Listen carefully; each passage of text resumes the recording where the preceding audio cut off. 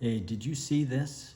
Did anybody see that? Of course. We all saw that. You intentionally refused to take my question. You don't even know what my question was. Yeah, I think we got. Was that a direction from Mr. Poilievre, or was that your own? There was no direction. No, there's clearly a direction. You refused to let me ask a question. So thank you for cutting because I work for the CBC. Why is that? that? Has nothing to do with anything. Then why didn't you let me ask my question? I was first in line. Yes.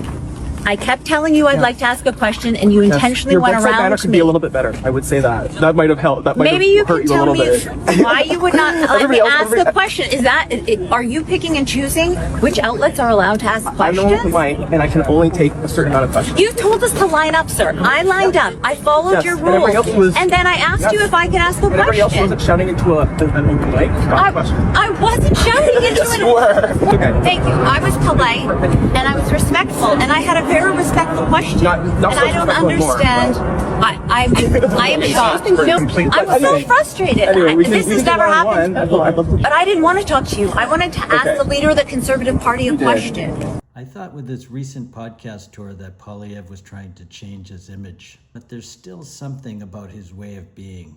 You can't construct a persona over decades and then expect people to forget the smart aleck who always has the last word. This is the same guy who mocked a hapless local reporter while chomping on his apple. On the topic, I mean, in terms of your sort of strategy currently, you're obviously taking the populist pathway. What does that mean?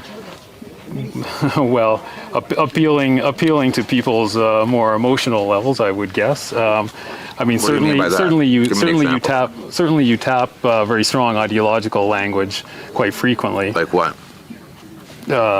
Left wing, this and that, right wing, I mean, it's that type of ideological spectrum. I never really talk about left But or right. anyways, a lot I of don't people really believe in that. Okay.